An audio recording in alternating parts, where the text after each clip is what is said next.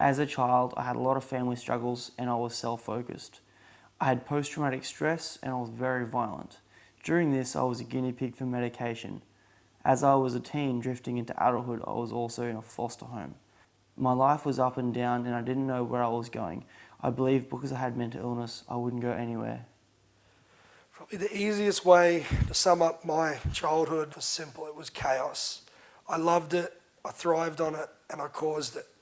And everything that I thought of, everything I did, all revolved around me. I was like completely selfish to the core. And now it's so ironic that nearly every area, my job, my business, my charity work is completely focused on others. So it's like I've literally been forced to go 360 and change everything.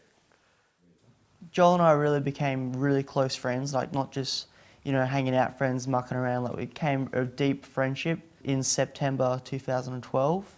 What I like about him so much is he's so honest and like we're so different in some ways, but then yet in some ways we're exactly the same. So that just intrigues me, like, we're in sync with each other. I met Tom officially through my conscious memory of actually meeting him when he would have been about 12 or 13, possibly maybe even 11.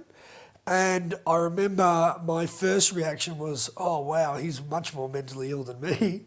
And I remember him being insatiably crazy and energetic. And I think we connected a lot on our mental illness. We kind of like, it was like trading cards. Like, I've got Michael Jordan. Oh, I've got Asperger's. Oh, I've got ADHD. Cool, I'll swap you. It was sort of like that. It was really kind of funny. And we instantly connected. But I must admit, I kind of realised that this is not only a friendship, but I believe a lifelong friendship.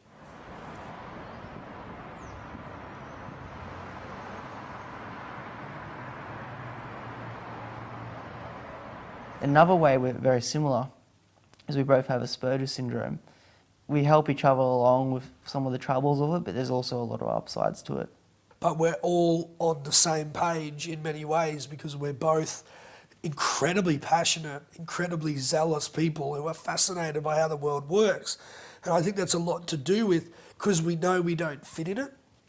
And we know we're not normal, and people are like, what is normal? We're different, and I'm not afraid to say that. I get sick of people who try and tell me I'm not. I am different. I'm meant to be different, and I'm happy I'm different.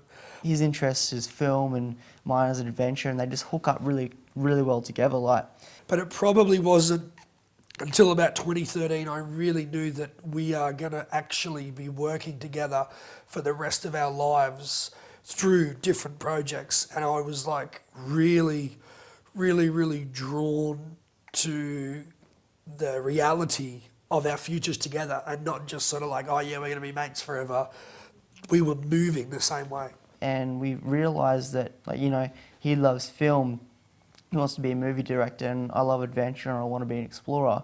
We realised that, with his love of film and directing, he could film my adventuring and exploration, and it's like we hit a gold mine, like we knew what we were supposed to do, and everything in our lives in that point became a lot deeper, and we had a path we knew we needed to follow. Tom and I watched a beautiful Japanese animated film called Up on Poppy Hill, which was the story of two people that were connected to the ocean through an event. And I looked at Tom and I knew without a shadow of a doubt we had to document that and go on a journey and try to capture that with other people. We needed to go to a fishing village. We didn't know why, but we knew. And that episode was about a village on the ocean, but he just had this glimpse in his head that told him we both had to do filming down in a fishing village somewhere in New South Wales, and the place was called Ulladulla. And then it really hit me. This is a tool, yes, to talk about people's connection to the sea, but more powerfully, our story through mental health, and also to give hope to others who are in it, who aren't living a full life. And by that stage, I was in. It was sort of like this. It was sort of like this was the project before. I'm there, I'm in it. This is what I want to do. So we can do this fishing and nature stuff. I'm relatively interested, but I know so many people who are mentally ill, who aren't living the richest life, and I know Tom and I are living an exceptional life, probably better than a lot of people who aren't mentally ill. And I want to be able to do that in a way that empowers them. And then, but I was hooked then at that stage. There was this sort of expectancy for something to happen on this trip. There was something about us that knew that it was going to be more impacting than just your everyday, hey boys, let's chuck some surfboards in and go film some stuff. You know, there's nothing wrong with that, but that's not us. We're too eclectic for that. It's more like chuck your medicine and your tablets and your Ritalin in the car and go for a surf trip for us. I know this sounds strange, but I'm going to be straight honest. I'm not very good at doing the social proper, what's the right things to say. We knew we'd touch upon greatness with this, and people are like, oh, that's a bit much, but we did. We knew how unique we were, and we knew that we just were going to do something interesting, and we're just too odd for it to be a typical superficial trip. It was 15 hours away, so it's quite a big drive, as you know. It was quite an adventure in itself, just driving down. You know, we stopped at Coffs Harbour and a few other places in Sydney. How you doing? We're just at Coffs Harbour near the Big Banana, and we've been driving for about 5.5 hours. I've enjoyed driving because I've been getting some hours up in my vehicle, and we've just had some good conversations and stopped at an occasional servo and looked at the landscapes and the forests and the old sheds and the 1860s village of fishing and stuff, so it's been pretty good. I knew what was ahead. I knew how long 15 hours on Google Maps was and the reality of 15 hours in the car with Tom Milner. It was a bit of a challenge in the first part because we were driving down, and when you're a Spurgis and you want to control things and you're wanting these great scenes to happen for this documentary, and you quickly realise we just got a 15-hour drive ahead. And I think as we progressed and we began talking, it sort of became more and more interesting. Yeah, so we woke up the next morning keen as a bean to get the films done and get along with our day.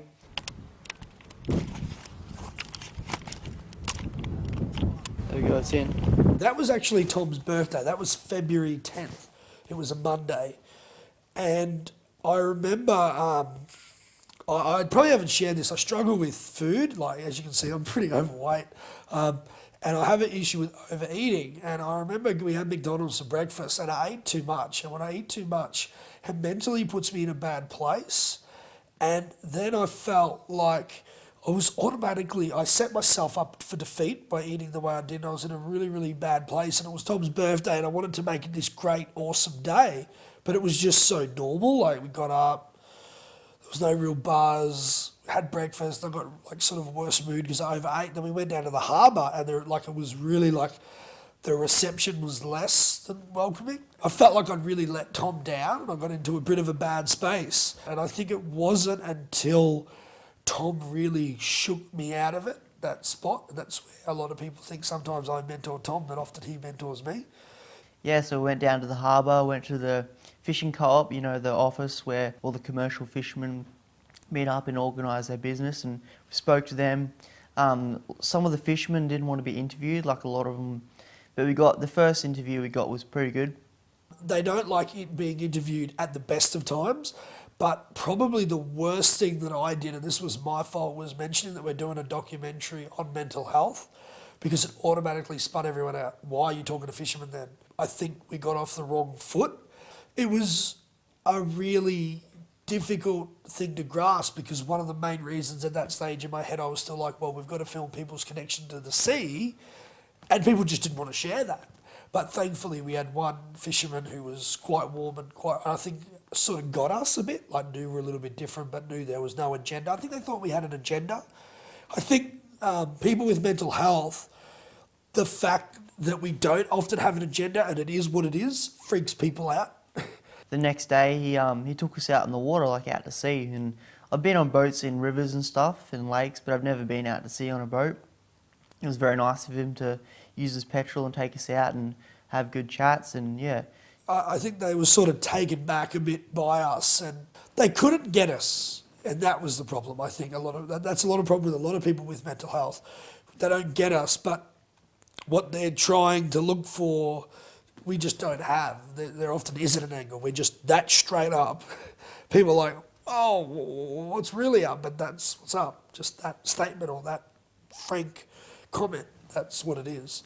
On the second day, the day before the morning that we left, I decided to go fishing because prior to that we didn't have much time for fishing. But yeah, we went off this rocky shore with clear water and plenty of seaweed.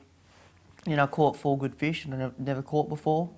And I found these sea urchins, and I knew that there's a part that's edible in them called roe, and I went underwater and diving and held onto a rock while the wave was crashing over me, getting my Bear Grylls knife, cutting them out and cracked them open, and I was hungry, so I just wanted some roe. So it tastes quite nice. It tastes like caviar.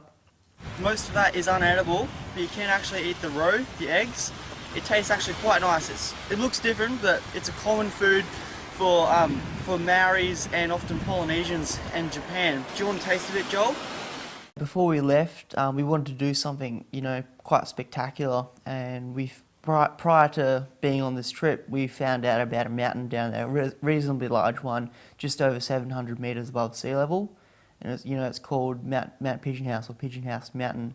The mountain, when Tom advertised the mountain, he didn't really give the true scope of the mountain. Now, Tom is incredibly fit, athletic. I'm not. I'm a movie lover. I can sit on the couch more than anyone and quicker than anyone, but don't put me up a hill. I'm doing this all bare feet, this whole mountain. For Joel, it was like the challenge of getting up the mountain. For me, it was the experience and the atmosphere of the forest. And we saw some pretty cool things. We saw a lyrebird. We're almost at the top now. Oh, there's a lyrebird! Oh, rare. When we got closer at the top, there was these vertical ladders, and you'd climb up those, and the higher we got, the more fog there was. By the time we got near the top, the visibility away from the mountain was zero. Like it was like you're in its own world of mist. I was really, really, really struggling, and I was not a pleasure to be with. I was frustrated, I was swearing, I was cranky, I was teasing Tom, and then Tom sort of snapped and I realised I'd gone too far, and I literally said it like as if it was meant to be. I said the rest of the trip will make up for anything, and it literally did. And we got to the top and we saw these bees, they were just sitting on this pole, and you'd touch it and it would fall down. It was almost like they were drunk off the mist. And I took some films of these little birds running around through the caves, and they'd sort of look at me and they'd sort of hop away and then wait for me and look at me again, and I'd follow them. And they were in pairs, just wandering around through the caves. And yeah, it was very atmospheric up there. It was a great achievement for Joel getting up to the top, and I've never felt an atmosphere quite like that before. We're in the clouds, Joel. This has been probably the most amazing wilderness experiences I've ever had. We'll be eating some lollies now. I eventually got to the top, and then I realised I climbed a 712 metre, Tom will know the exact measurements of it, mountain. And I realised that I'd actually done something pretty amazing. And I kind of realised that Tom and I really have something special. And I always knew it, but it reaffirmed it. And I felt like it was like as if I'd sort of taken all that time up for granted because I'd let my emotions or my thoughts get the better of it. And then I really, really valued from then on. It was like I was awake. Like I'd been sleeping, I've been half asleep, now I'm awake. It's not too late now to appreciate it. And I remember us having dinner that night. I was wrecked. We went to a much more affordable restaurant right near the harbour. And Tom and I talked about how set our future's going to be. Like I knew that this was the beginning of something great, and then there was much more to come on the way home. I still, at that stage, was still battling whether this would just be a minor production or something great. And it was really the trip home that really hit me, We did a lot of driving, and we'd been on a mountaintop experience and we were sort of coming down. we stopped at Coffs Harbour and there were 2 Chinese restaurants and we were tied between where to go. And then this lady said, "Oh, try Mr. Deng." And we laughed like, "Mr. Deng?" And anyway, we went to the restaurant. We were sort of really being immature. It was just kind of a funny story. Me and Tommy going, "Oh, hello, Mr. Deng, Mr. Deng." And then the owner of the restaurant, Mr. Deng, come out.